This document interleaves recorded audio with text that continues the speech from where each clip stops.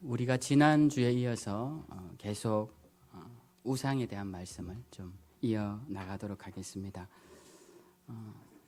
사실 우리가 우상이라고 그러면 눈에 보이는 그런 우상들로 많이 생각하지만 눈에 보이지 않는 우상들이 굉장히 많음을 우리가 알 수 있습니다. 그래서 오늘날 그리스도인들은 이 눈에 보이지 않는 우상들을 잘 살펴보고 그 우상들을 혹시라도 내가 섬기고 있지 않나 늘 잘 돌이켜보며 신앙생활을 해야 합니다. 왜냐하면 우리들은 신앙생활을 한다고 하지만 은연중에 이스라엘 백성들처럼 하나님의 성전 지하에다가 일월 성신, 해와 달과 별들을 그려놓고 거기에 복을 준다고 거기에 비는 경우가 있더라는 겁니다. 우리가 그리스도인들이 하나님 아닌 다른 것을 의지하고 복을 준다면 그것을 무작정 따라가는 행위들이 우상을 섬기는 행위가 될 수도 있음을 우리가 잘 알고, 내가 혹시 지금 하나님보다 더 의지하고 있는 것이 무엇인가, 그것을 우리가 오늘 지난주에 이어서 오늘도 함께 살펴보기를 원합니다. 하나님께서 이스라엘 백성들에게 주신 시내산 계명이 있는데요, 첫 번째 계명이죠. 그 계명의 첫 번째 계명이 나는 내 하나님 여호와니라 너는 나 외에 다른 신들을 내게 두지 말지니라, 이 말씀입니다. 그리고 나 외에 다른 신들이 무엇인가에 대한 설명을 연이어 말씀하시는데, 그것은 너를 위하여 새긴 우상을 만들지 말라라는 말씀이에요. 그러니까 우리가 우상이라는 것은 우리를 위하여 하는 하나님 아닌 다른 것을 의지하는 그 모든 것들이 우상이 될 수 있음을, 그 범위를 굉장히 확대시켜 놓고 있음을 우리가 알 수 있습니다.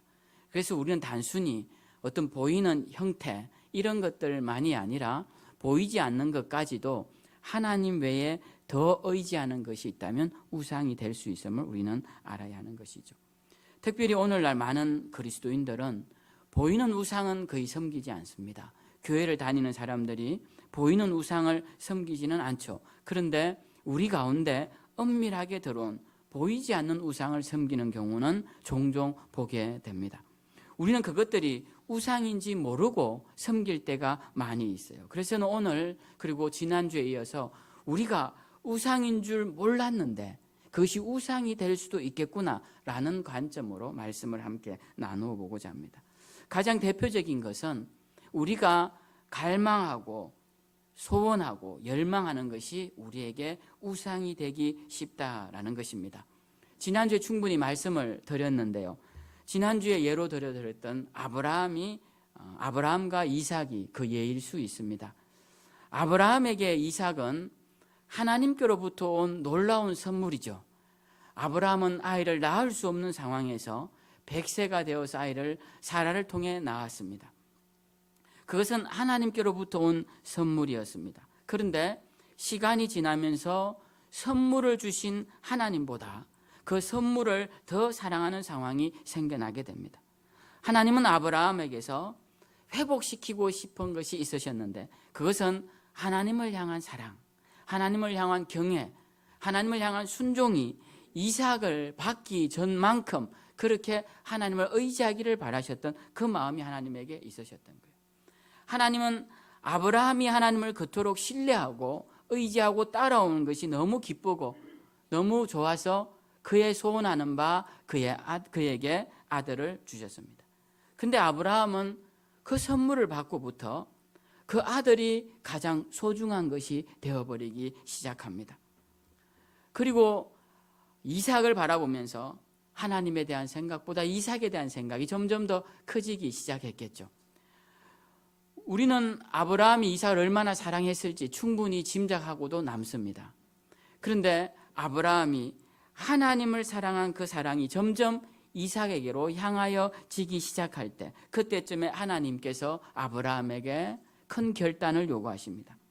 네가 나를 사랑하여 준 내 선물을 나보다 더 사랑하니 내 준 선물을 나에게 돌려달라고 말씀을 하십니다.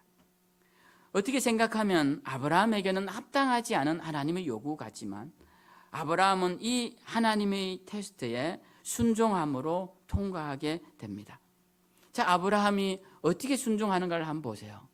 하나님께서 아브라함에게 이삭을 3일 길 걸리는 모리아 산에서 나에게 바쳐라 라고 하실 때 아브라함은 그 다음날 새벽 일찍 일어납니다.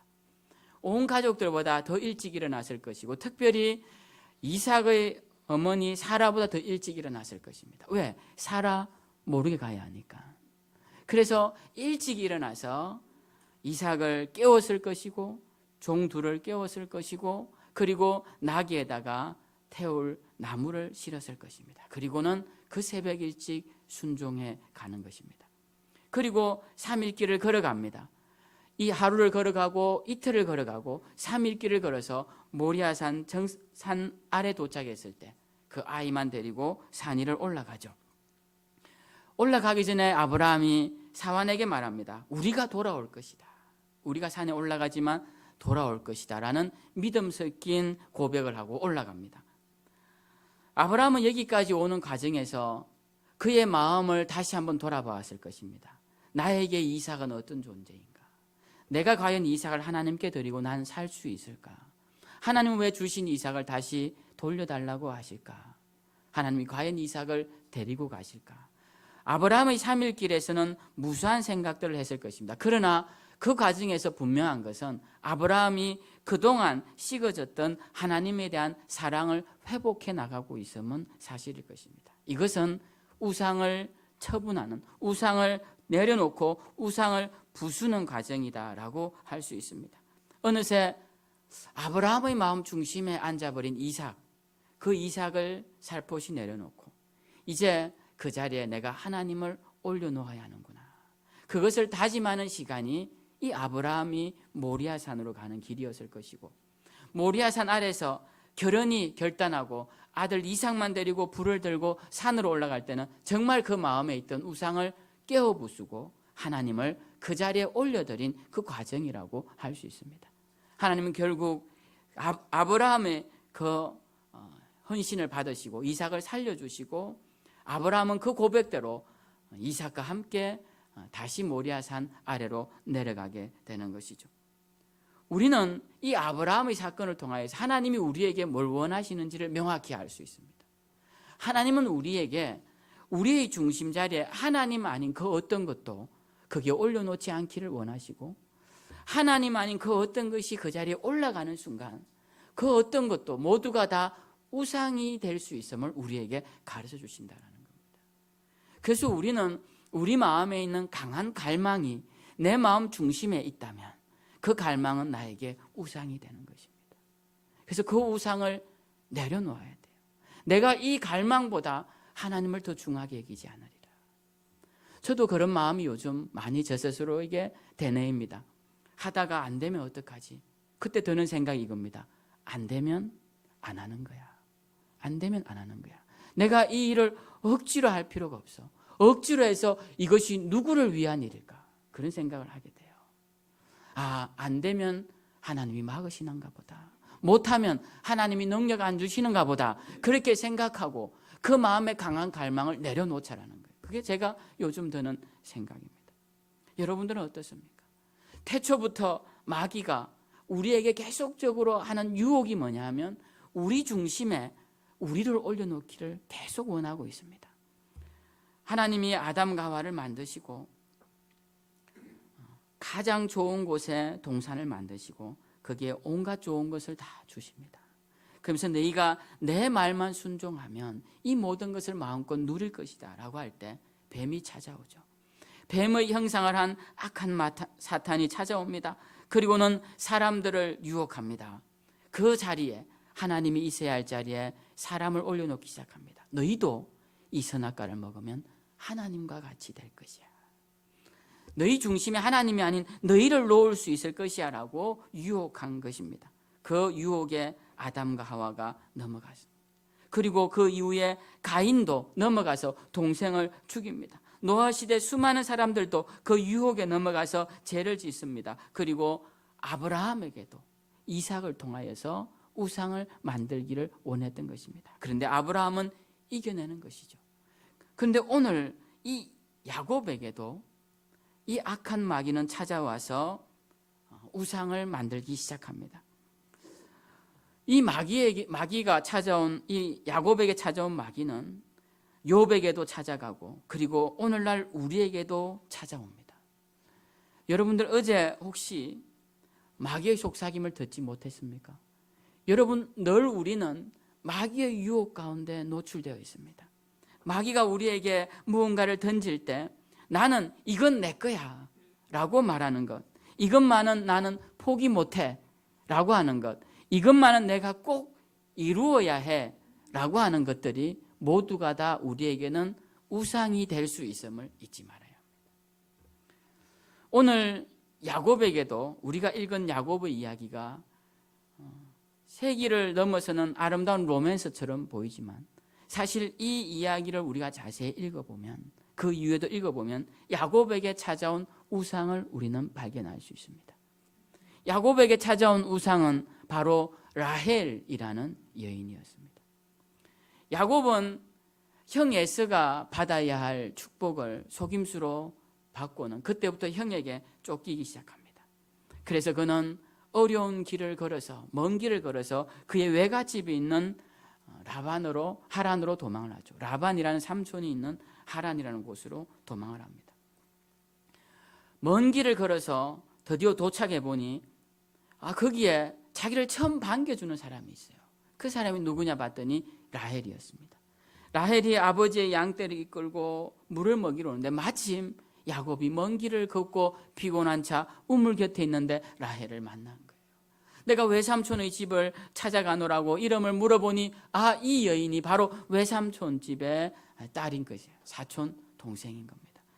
그 당시는 시족 사회였기 때문에 같은 시족끼리 결혼하는 것이 관례였습니다. 그래서 일부러 멀리 있는 일가 친척에게서 아내를 얻기도 하죠.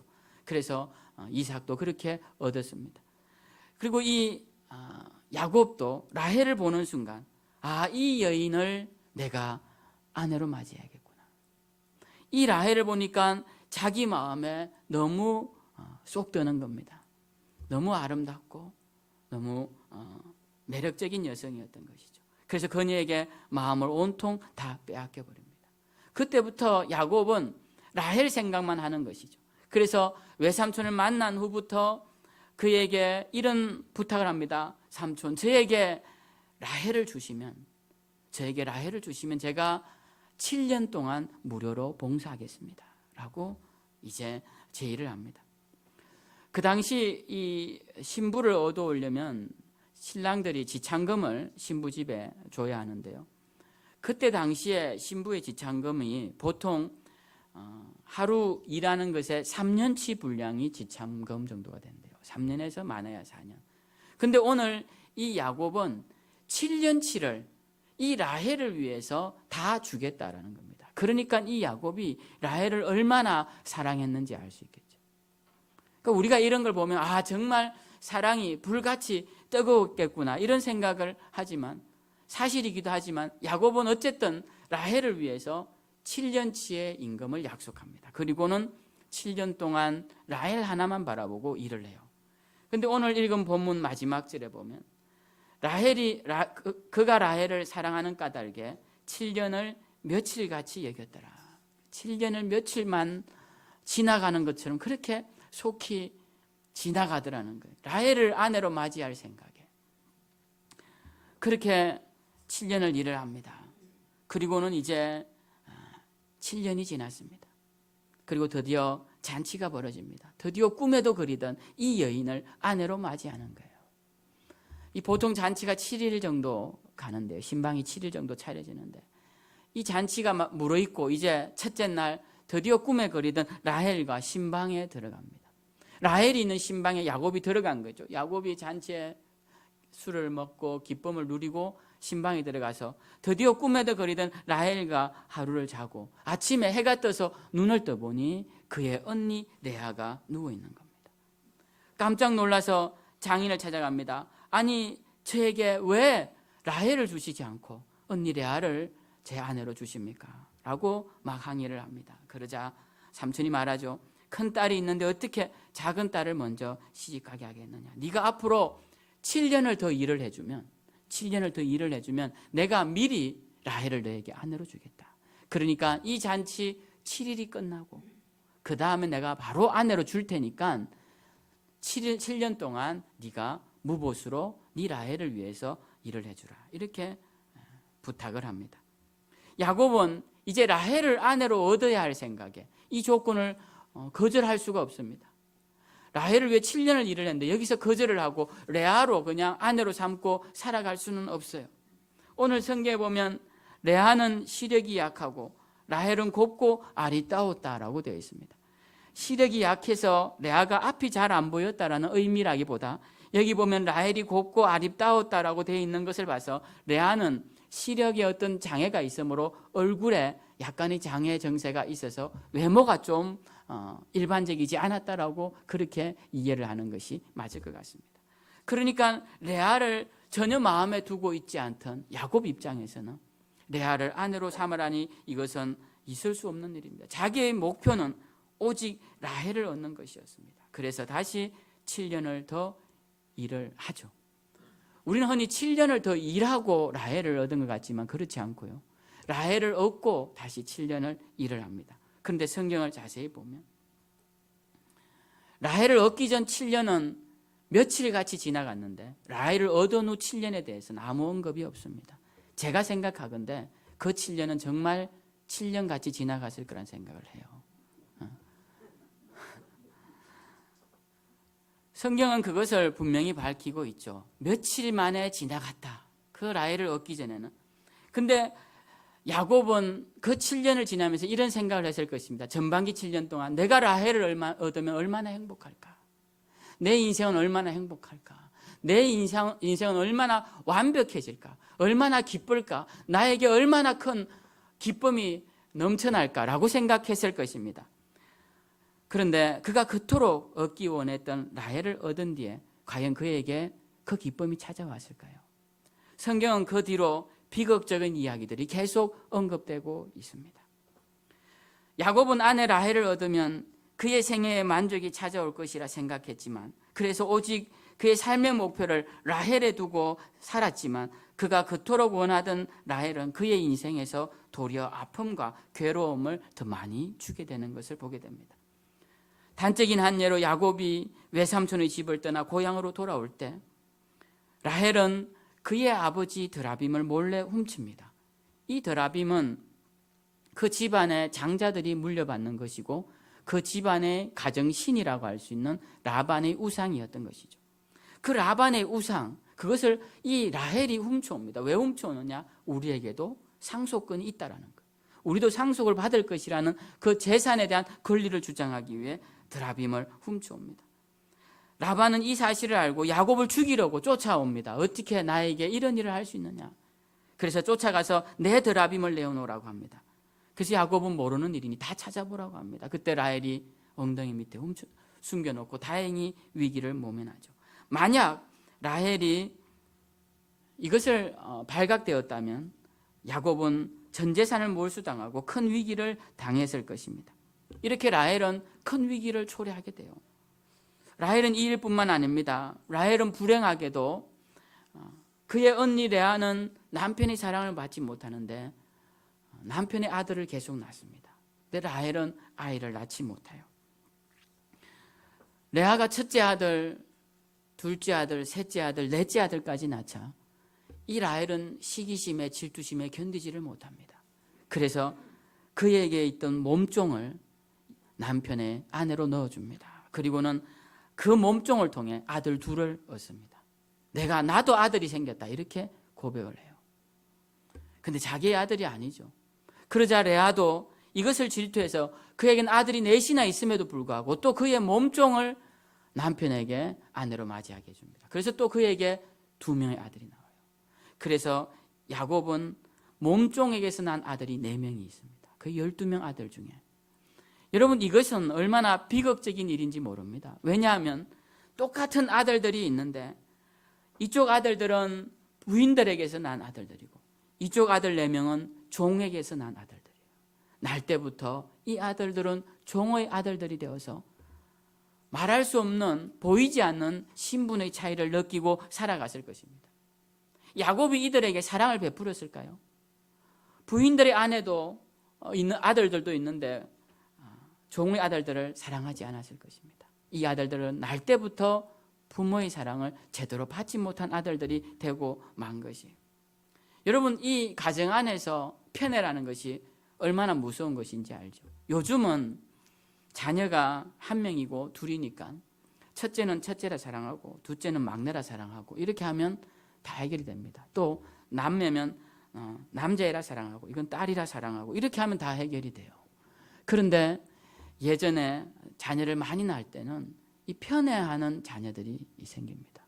이 자녀를 특별히 사랑하는 자녀들이 생겨요. 그러면 그것에 대한 미움이 생깁니다. 그것이 분노가 생겨요. 이 차별받던 4명의 아들들은 그 마음에 미움이 자라기 시작합니다. 그리고 특별히 야곱이 사랑했던 아들들 요셉과 베냐민을 향한 미움과 질투가 생겨요. 이 요셉은 라헬이 낳은 아들이죠. 베냐민은 라헬이 이 아들을 낳으면서 죽습니다. 그래서 라헬이 죽으면서 낳은 아들이에요. 그래서 야곱은 이 11번째, 12번째 태어난 이 라헬의 두 아들들을 너무 끔찍이 사랑하는 거예요. 무언가를 끔찍이 사랑하면 반대로 그것들은 소외되기 시작합니다. 나머지 것들은. 그 중에서도 종의 아들들은 더 소외되겠죠. 그래서 이들 마음에 미움이 생깁니다. 언젠간 저 녀석들을 죽여버리리라. 그리고는 계획하죠. 이 요셉을 애굽에 팔아버립니다. 그리고는 요셉의 옷을 벗겨서 거기에 짐승의 피를 묻힌 후에는 부모 앞에 가서 흔듭니다. 야곱의 앞에 가서 흔들면서 이렇게 말해요. 아버지, 요셉이 짐승에게 찢겨 죽었습니다. 그때 야곱이 그 영혼이 지옥에 내려가는 것과 같았다라고 말을 합니다.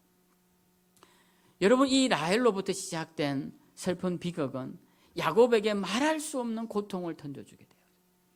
라헬을 얻으면 그의 인생이 행복할 것이라고 믿었던 야곱의 계획은 라헬 때문에 그의 인생은 파국적이고 비극적인 인생들을 계속적으로 맞이하게 되는 것을 보게 됩니다. 제가 이 말씀을 드리는 이유는 우리는 흔히 이 땅에서 진정한 사랑이 있을 것이라 생각합니다. 진정한 사랑, 완전한 사랑, 온전한 사랑이 있을 것이라 생각합니다. 그런데 진정한 사랑이 과연 있을까요? 야곱이 라헬인 줄 알고 신방에 들어갔다가 아침에 일어나 보니 레아였습니다. 이 부분을 성경은 이렇게 표현해요. 야곱이 아침에 보니 레아라. 이렇게 말을 합니다. 이 한 절 속에, 이 짧은 글 속에 담긴 의미를 여러분 한번 생각해 보세요.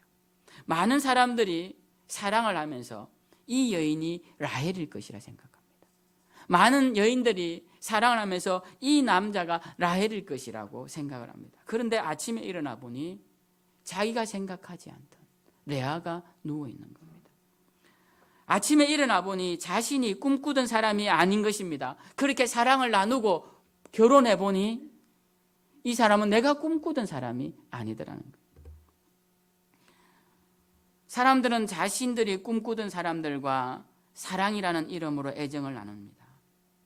근데 시간이 지나면서 그것이 우상이 되어요.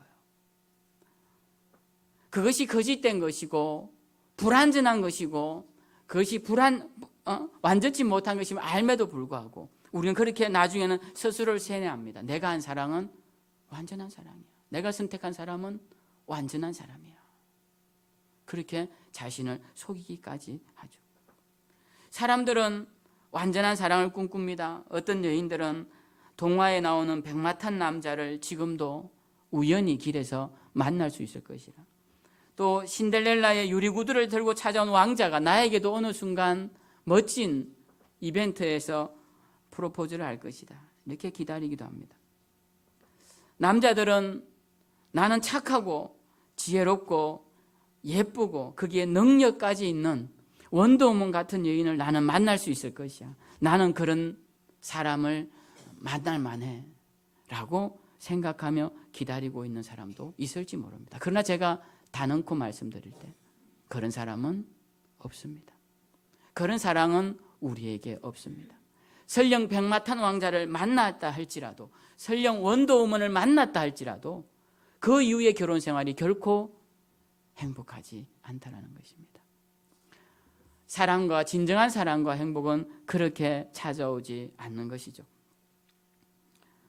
제가 아는 선배 중에 목회를 잘 하다가 어려움을 겪은 선배가 있었습니다.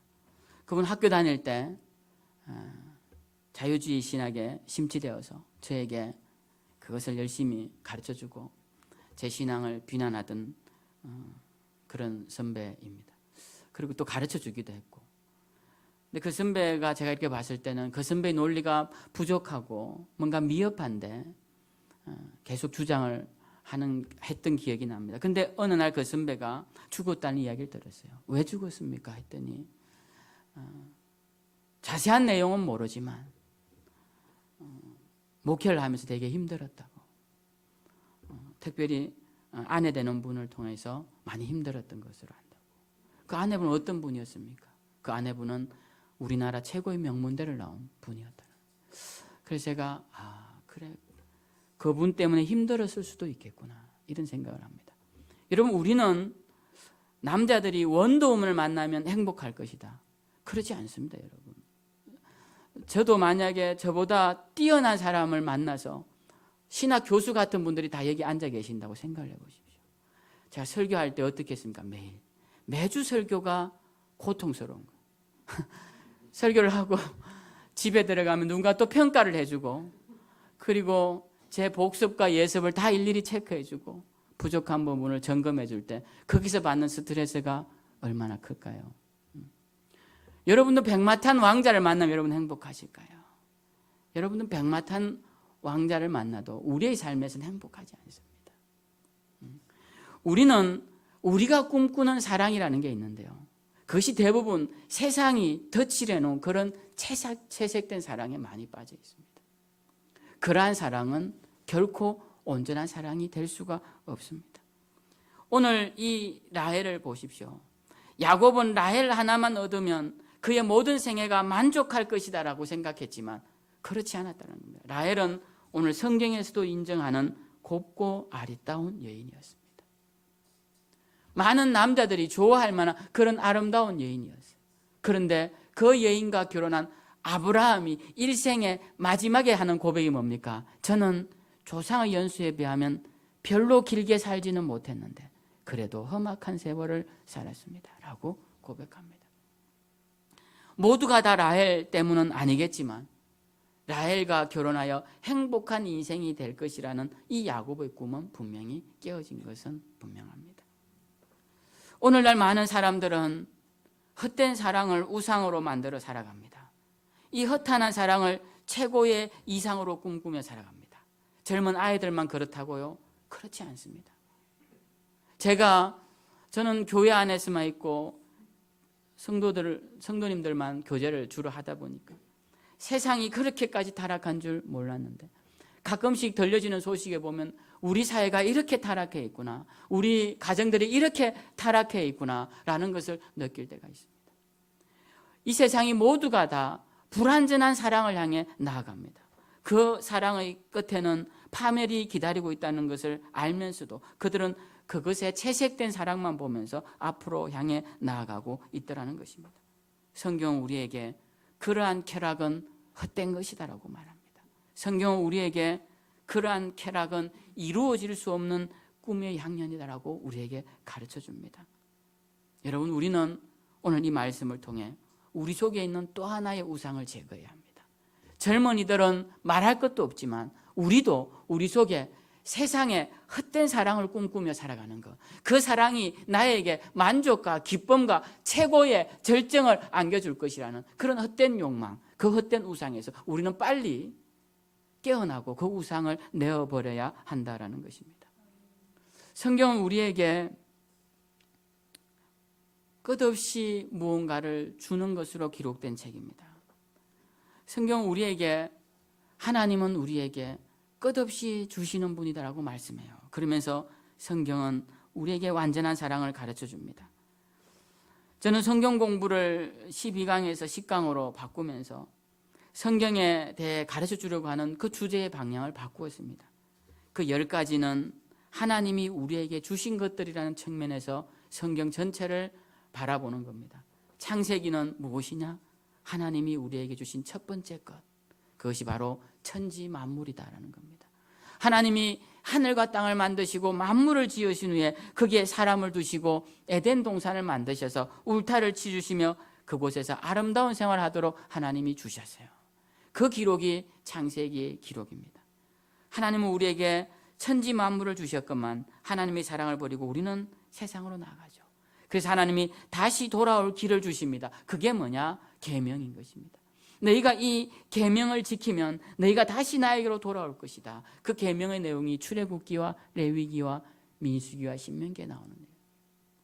그 계명을 지키지 못하자 하나님께서 다시 지도자들을 보냅니다. 먼저는 하나님의 지도자들 사사들을 보내고 그 사사들의 말을 듣지 않고 왕을 달라고 해서 나중에 왕을 보내주시고 그 왕의 말도 듣지 않자 지혜자들, 현자들을 보내주셔서 지혜서를 보내주십니다. 그래도 되지 않자 예언자들을 보내주셔서 그들을 꾸짖으셨습니다. 그것이 예언서죠. 그래서 성경은 창세기부터 시작해서 계명에 대한 이야기, 사사들에 대한 이야기, 왕들에 대한 이야기, 지혜자들에 대한 이야기, 예언자들에 대한 이야기로 가득 차 있는 것이 구약 성경입니다. 그렇게 주시다가 마지막 하도 안 되니까 마지막 결정체로 주신 것이 바로 그분의 아들 예수 그리스도를 우리에게 주셨어요. 그 완전한 사랑이 나타난 것이 바로 말라기 뒤에 있는 사복음서의 예수 그리스도의 모습이 우리에게 나타난 거예요. 그래서 성경은 모두가 다 하나님이 우리에게 주시는 것들로 가득 차 있다라는 것입니다. 그래서 우리가 완전한 사랑을 찾을 수 있는 길은 성경밖에 없고 완전한 사랑은 하나님 안에서만 찾을 수밖에 없지 인간을 통하여서 세상을 통하여서는 얻을 수 없다는 것입니다. 제가 이렇게 장황하게 말씀을 드려도 여러분 다 잘 아실 것이라 생각해요. 이미 다 잘 아시리라 생각합니다. 세상의 사랑은 불완전한 사랑이요 온전치 못한 사랑임을 아실 것입니다. 여러분 그러나 하나님 안에서는 우리는 참된 사랑을 발견할 수 있어요. 하나님 안에서는 참된 사랑을 발견할 수 있고 하나님 안에서는 완전한 사랑을 발견할 수 있습니다. 그 완전한 사랑이 그분의 아들을 우리에게 주신 그 예수 그리스도의 사랑이 완전한 사랑입니다. 그래서 우리는 하나님의 사랑에서 온전함을 찾아야 돼요. 세상의 쾌락적인 사랑에서 우리의 온전함을 찾는 순간 그것이 우리에게 우상이 되고 맙니다. 오늘날 이 세대가 그렇게 나아가고 있지 않습니까? 그러면 하나님의 사랑으로만 만족하고 인간의 사랑은 소용없는 것이냐? 그렇지 않습니다. 아브라함에게 이삭을 사랑하지 말라는 말이 되는 말입니까? 말이 안 되죠. 아브라함에게 이삭을 사랑하지 말라는 것은 강요할 수 없습니다. 그냥 보기만 해도 사랑스러운데요. 이삭을 생명처럼 여기는 것은 당연합니다. 그런데 문제는 무엇이냐면 그 이삭을 하나님 위에 두면 안 된다는 겁니다. 자녀가 우상이 되면 안 된다는 겁니다. 아브라함뿐만 아닙니다. 오늘날 우리도 마찬가지죠. 우리도 자녀를 둔 부모라면 누구라도 자식보다 귀한 것이 어디 있습니까? 내 생명인들 자식보다 귀하겠냐고요. 그런데 그 자식도 그리스도의 사랑 안에서 자식을 사랑해야 하는 것이고 하나님의 사랑 안에서 자식을 사랑해야 하는 것이고 하나님을 경외하는 가운데서 자녀를 사랑해야 한다는 겁니다. 그 하나님을 경외하는 경외감이 사라지는 순간 우리의 사랑은 모두 인간적인 사랑이 되고 자녀뿐만 아니라 남편과 아내에 대한 모든 사랑과 연인에 대한 모든 사랑까지도 다 우상이 되어버리고 만다라는 것이에요. 여러분 사랑에 대해서 한번 자세히 빛을 비춰보세요. 나는 지금 하나님의 사랑 안에서 이 사람을 사랑하고 있는가? 아니면 하나님을 내가 이 사람을 사랑하는 도구로 사용하고 있는가? 우리는 늘 생각해야 합니다. 이삭은 하나님이 주신 선물이죠. 하나님께서 아브라함에게 주신 다이아몬드와 같은 선물입니다. 그런데 여러분 하나님께서 우리에게 선물을 주실 때는 암묵적 전제가 있습니다. 그것은 이것을 준 나를 기억해라는 것이죠. 여러분 선물은 왜 하는 겁니까? 날 기억해달라고 하는 것이죠. 날 기억해달라고 하는 게 선물이죠. 그래서 금이나 보석이나 이런 걸 왜 선물합니까? 세월이 지나도 잘 변하지 않으니까 이걸 보면서 날 기억해달라는 거예요. 그래서 선물을 하는 것입니다. 우리가 하나님의 선물을 받을 때 우리는 이것이 하나님의 사랑의 정표요 하나님을 기억해야 하는 것이구나라는 사실을 깨달으면서 그 사랑을 보아야 한다는 거예요. 그 정표를 보아야 한다는 겁니다. 여러분이 하나님을 통해 얻은 것이 무엇입니까? 하나님이 주신 것이 무엇입니까?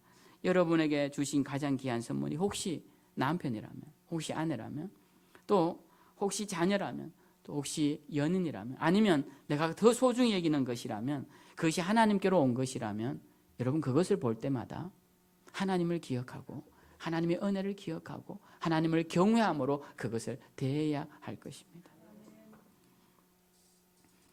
우리는 하나님을 사랑하라고 해서 세상적인 사랑을 끊으라는 것이 아닙니다. 젊은 사람들 연인이 생겨야죠. 연인이 생겨서 결혼도 하고 또 그렇게 살아야 합니다. 근데 이 연인을 통해 온전한 하나님의 사랑이 가려지면 안 됩니다. 사랑을 해야죠. 그러나 그 사랑이 하나님을 향한 사랑보다 더 중요한 사랑이 되면 안 된다는 것입니다. 왜냐하면 우리가 하는 이 모든 사랑은 다 아침이 되어 눈을 뜨고 일어나 보면 레아일 수밖에 없는 사랑이라는 거예요. 그것을 우리가 잊지 말아야 합니다. 사랑을 할 때 생각하십시오. 아침에 눈 뜨면 레아구나. 그걸 잊지 말아야 합니다. 여러분. 너무 큰 기대를 하지 마십시오. 아침에 눈 뜨면 여러분, 여러분이 보시기에 누가 우스개 삼아 그러더라고요. 세상에 제일 멋진 남자는 옆집 사는 남자가 제일 멋지다고. 네. 다른 사람의 남편은 좋아 보입니다. 그죠? 그 중에 좋은 사람들도 있을 겁니다. 물론. 그러나 여러분 살아보면 저는 경험이 없지만 다 비슷하지 않을까요? 사람이 갖고 있는 한계라는 것이 성경에서 가르쳐 주지 않습니까? 우리에게 이미 간접적으로 경험해 보지 않겠습니까? 저는 오늘날 세상이 우리에게 던지는 큰 유혹 중에 하나가 사람들에게 헛된 사랑을 가르치는 것이라 생각해요. 제가 얼마 전에 TV를 보니까 초등학생이 나와서 트로트를 부르는데 얼마나 구성지게 부르는지 몰라요. 그 아이 목소리도 그렇고 어른들이나 겨우 그것도 중년을 넘은 중년을 넘은 사람들이 알 법한 그런 사랑 노래를 이 초등학생이 부르는데 꼭 알고 부르는 것 같아요. 그 노래를. 그래서 막 들으면서 참 잘한다 이런 생각을 합니다. 근데 그 아이가 알고 부를까요? 모르고 부르는 것이겠죠. 그냥 흉내만 내는 것이겠죠. 근데 그 유행가들을 이렇게 다 들어보면 다 많이나 듣지는 않지만 그 노래를 이렇게 몇 곡을 들어보면 거짓된 사랑을 굉장히 많이 노래합니다. 헛된 사랑을 굉장히 많이 노래해요. 제가 생각할 때는 잊지도 않은 사랑을 굉장히 노래한다는 겁니다. 잊지도 않은 사랑. 그리고 찰나의 사랑을 영원처럼 노래하는 노래들이에요. 아침 안개와 같은 허무한 사랑을 노래하는 그 노래들을 어릴 때부터 부르면서 그렇게 세뇌되어 살아오다 보면 그것이 진정한 사랑인 줄 알게 된다는 것입니다. 그런 사람은 인간에게서 완전한 사랑을 찾습니다. 여러분 우리 가운데는 없어서 잘 모르시겠지만 주변에 한 걸음만 바깥으로 나가 보십시오. 얼마나 많은지 모릅니다. 헛된 사랑에서 영원한 사랑을 찾으려고 완전한 기쁨을 찾으려고 나아가는 그런 사람들이 얼마나 많은지 모릅니다. 사랑이라는 이름으로 미화된 인간의 정욕을 찬양하는 그러한 노래와 그리고 그러한 행위들이 이 세상에 얼마나 많은지 모릅니다. 마귀는 우리의 눈을 가리고 그것이 우상임을 알지 못하게 말합니다. 오늘 저는 하나님께서 저에게 제 입술을 통하여서 그 가려진 우상의 베일을 벗게 하시고 사람들에게 이것이 우상이다 라고 보여주고 계신다고 생각해요. 여러분 우리 모두가 이것이 우상임을 다시 한번 알아야 합니다. 저는 오늘 C.S. 루이스의 순전한 기독교의 내용을 잠깐 인용하고 결론으로 가고자 합니다. 그는 그의 책에서 이런 말을 합니다. 누구나 알겠지만 우리는 이 세상에서 얻을 수 없는 뭔가를 간절히 원한다. 세상의 온갖 것이 당신에게 그것을 주겠다고 약속하지만 결코 그 약속을 세상은 지키지 못한다. 처음 사랑에 빠지거나 처음으로 외국을 떠올리거나 흥미로운 주제를 처음 접할 때 우리 안에 일어나는 동경이 있다. 그런데 그 동경은 결혼이나 여행이나 연구로 채워지지 않는다. 동경의 첫 순간에만 잡힐 듯 하다가 현실 속에서 바로 사라져버리는 뭔가가 있음을 우리는 다 잘 알고 있다. 저는 이 말에 정말 공감합니다. 저는 이 세 가지 모두를 다 경험해 본 것 같아요. 제가 서울에 올라와서 픽업을 인천공항까지 할 일이 있었습니다. 픽업을 공항까지 하는데 전에도 한번 말씀드린 것 같은데 그 밤에 공항에서 비행기가 날아서 하늘을 올라가는데 저 비행기를 타고 내가 외국을 한번 나가봤으면 그런 생각을 했습니다. 저걸 타고 나가면 얼마나 좋을까. 그 생각을 한 지 한 1년이 지났을까요? 제가 이라크 파병 군인을 위문하러 가야 할 일이 생겼습니다. 그때 제 서해부대 가 있을 때, 제마부대 서해부대만 가 있을 때, 그때 갔는데, 그때 31시간 비행기를 타고 가는데, 그때 좀 좋은 비행기를 끊어주면 두바이로 바로 가서 거기서 쿠웨이트로 날아가면 되는데, 홍콩에 가서 내려서 그 공항에서 몇 시간을 기다리다가 다시 사우디아라비아로 가서 거기서 기내에서 또 몇 시간을 기다리다가 다시 두바이에 가서 거기 참석했다가 다시 쿠웨이트로 비행기, 꼭 경운기 탄 것 같은 그 쿠웨이트 비행기를 타고 그렇게 도착을 해서 그 다음부터 쿠웨이트로부터는 차로 이라크까지 들어갔지만 비행기를 원 없이 탔습니다. 근데 제가 그때 같이 간 우리 목사님들 다 힘들어서 막 불평불만이 너무 많은 거예요. 저라도 불평불만이 나와요. 저는 그때 외국 나가는 비행기 처음 탔지 않습니까? 너무 좋은 거예요. 그냥 힘들어도 막 홍콩이 어딥니까? 공항에서만 봐도 이거 홍콩이구나. 사우디아라비아에서는 비행기에서만 봐도 여기가 사우디아라비아구나. 그렇게 좋았습니다. 지금은 어떨까요? 지금은 비행기를 볼 때마다 저 힘들어서 어떻게 타고 가지? 저 이코노미석에 저 몇 시간씩 앉아서 어떻게 가지? 이런 생각이 들어요. 그 첫 사랑이라는 것, 첫 마음이라는 것, 다른 것도 마찬가지죠. 예를 들 것이 우리 모두에게 다 있을 줄 압니다. 동경의 첫 순간에만 잡힐 듯 하다가 현실 속에서 바로 사라지는 것이 우리의 현실입니다. 그런데 이 말 끝에 루이스가 마지막 하는 평이 아주 인상 깊습니다. 이렇게 말을 해요. 이 세상의 어떤 경험으로도 채울 수 없는 갈망이 내 안에 있다면 가장 개연성 있는 설명, 가장 설득력 있는 설명은 내가 다른 세상, 즉 초월적이고 영원한 무엇을 위해 지어졌다는 것이다. 저는 그 말에 동감을 합니다. 우리가 이 땅에서 우리의 갈망이 채워지지 않는다면 우리의 갈망을 채울 것은 이 땅이 아닌 다른 어딘가에 존재한다라는 것입니다. 우리는 그 다른 어딘가를 찾은 사람들이라고 저는 생각합니다. 우리는 우리 속에 있는 우상을 면밀히 살피고 그것을 내려놓고 이제 완전한 사랑인 영원한 사랑이신 하나님께로 나아가야 합니다. 여러분, 우리가 이 우상은 장마철에 자라는 풀처럼 너무나 쉽게 자랍니다. 우리가 조금만 게으르고 조금만 틈을 주면 우리 마음에는 우리의 우상들이 쑥쑥 자라와 있음을 알게 됩니다. 그럴 때마다 우리는 우리 마음을 살펴야 합니다.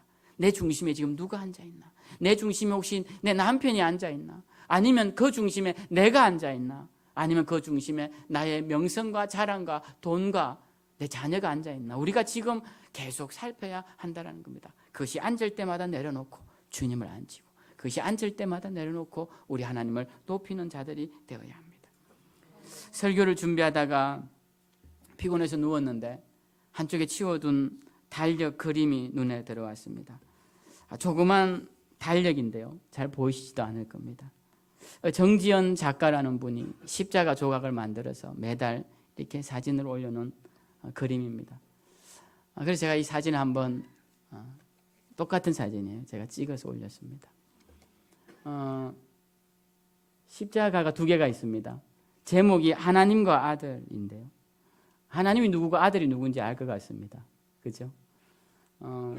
하나님은 아들을 이렇게 꽉 잡고 계시고 아들은 아버지를 꽉 잡고 있는 그런 두 개의 십자가입니다. 저는 이 십자가를 보면서 제목은 하나님과 아들인데 제가 딱 보는 순간 저 작은 십자가는 나다. 그리고 저 큰 십자가는 우리 주님이구나 이런 생각이 들었습니다. 주님이 제 머리통을 이렇게 꽉 붙잡고 그냥 너 절대로 못 움직인다고 딱 붙잡고 있으신 것 같아요. 그래서 저도 주님을 그냥 꽉 붙잡고 절대 안 놓을 겁니다 라고 다짐하는 그런 모습인 것 같았어요. 그냥 저의 생각이겠죠. 그런데 제가 이걸 한번 보여드리면서 여러분들도 십자가를 볼 때 이런 마음이면 좋겠다 싶어서 제가 생각을 했습니다. 제가 어릴 때 저희 동네에 홍수가 났어요. 저희 부친은 경찰이신지라 다른 지역에 가 계시고 큰 누님이 저를 돌보고 있는데 이제 어떻게든 막둥이는 안전한 곳으로 보내야 된다 싶어서 누님은 집을 지키고 저를 아버지의 외갓집, 저에게는 이제 외육촌쯤 되는 집에 연락을 해서 그 그 누님이 저를 데리러 왔어요. 육촌 누님이. 그래서 이제 집을 벗어나서 손을 잡고 이제 누님 집이 있는 산으로, 그 집 산중에 있었는데 그 집은 산으로 가는데, 그 산으로 가는 길 개울이 홍수로 터진 거예요. 제가 이렇게 누님 손을 갔는데 제 목까지 이렇게 엎어지니까 목까지 물이 찬 겁니다. 그때 아버지가 사주신 축구화, 그때 축구 얼마나 비쌉니까? 저 어릴 때. 그 축구화 신고 갔는데 축구화가 날아갔어요. 물에 실려서. 섬이라 쓸리면 바다입니다. 이 물에 실리면 바로 바다예요. 그리고 그 다음 아버지 품으로 가는 거죠.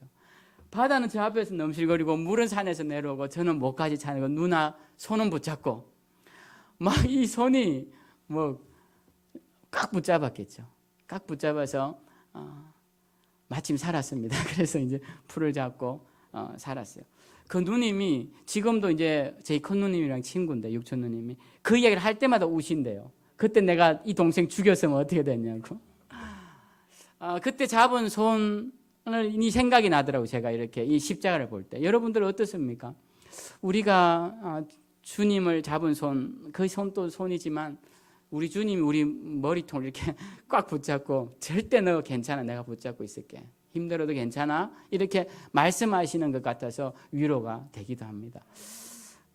저는 완전한 사랑은 세상에 없다고 생각합니다. 여러분 혹시 완전한 사랑을 하고 계시거든 저한테 밥 한 끼 사주십시오. 그래서 제가 한번 이야기를 들어보겠습니다. 그 사랑이 얼마나 아름다운지. 근데 저는 한 번도 지금까지 완전한 사랑을 들어본 적도 본 적도 없습니다. 제 부모님에게도 그러한 사랑을 보지 못했어요. 제 주변에도 보지 못했습니다. 여러분 완전한 사랑을 꿈꾸지 마십시오. 세상에서 내가 내 남편 아닌 다른 남편을 만나면 더 좋았을 걸? 아니요. 내 아내보다 다른 아내를 만났으면 저는 또 어떻게 됐을지 모르겠습니다. 더 안 좋아졌을 수도 있겠죠. 그러니까 저는 그렇게 생각하지 않습니다. 여러분도 그런 생각하지 마십시오. 세상이 던지는 헛된 꿈 꾸지 마시고 하나님의 사랑 안에서 완전한 사랑을 꿈꾸시고 우리의 사랑은 그리스도의 십자가로 완성된다는 것, 그 사실 기억하시고 오늘 또 하나님의 은혜의 사랑 안에서 영원한 사랑이 주는 기쁨을 누리시며 하나님께 영광 돌리며 살아가시는 저와 여러분들 다 되시기를 주님의 이름으로 축원드립니다.